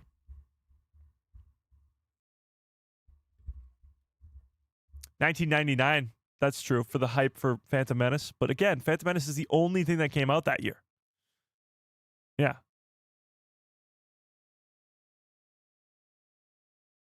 $2027 will be the best. It could be. I'm talking what is the best. What is the best?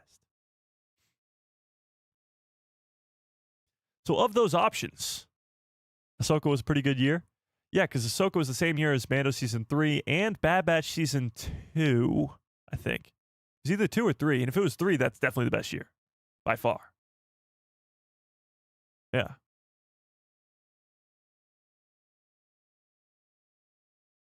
Sometimes quality over quantity. I agree. And you look at last year, we had Tales of the Empire, The Acolyte, and Skeleton Crew, or at least most of Skeleton Crew. I think it was 2020. What did I just say? 3, 2, whatever that year was.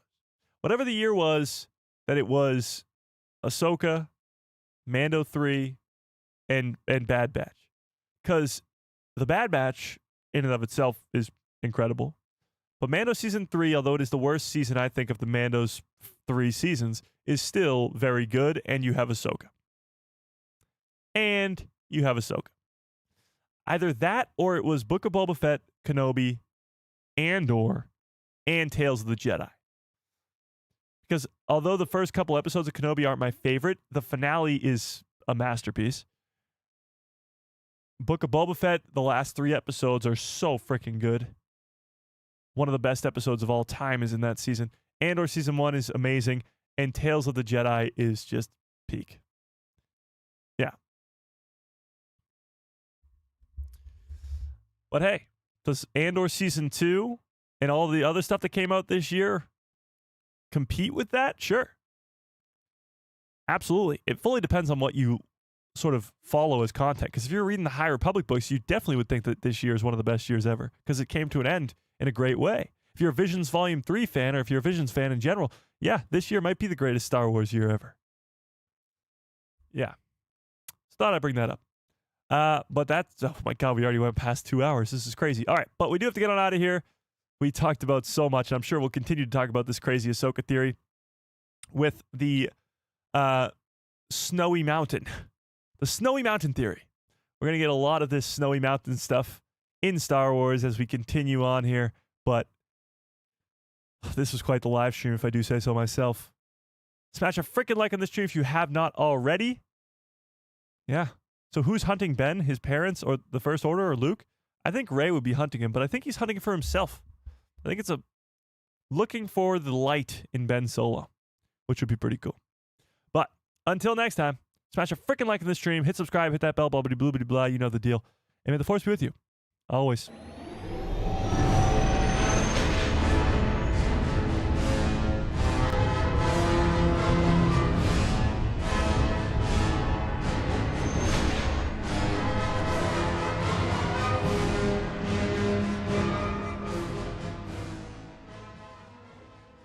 Oh, yeah. What a great stream. What a great show. You guys are the absolute best. I appreciate you all so much more than you will ever know. This was quite the live stream, if I do say so myself. Quite the live stream. Got a lot done. Got a lot of Ahsoka Season 2 news. Gotta love that. Mandalorian and Grogu castings. Gotta love that. Hunt for Ben Solo continues to go crazy, and even Tony won the giveaway. What a great day. But watch out for a short later on tonight, and yeah, we'll go from there. So hope you have a great rest of your evening, great rest of your lives, and good night, everybody.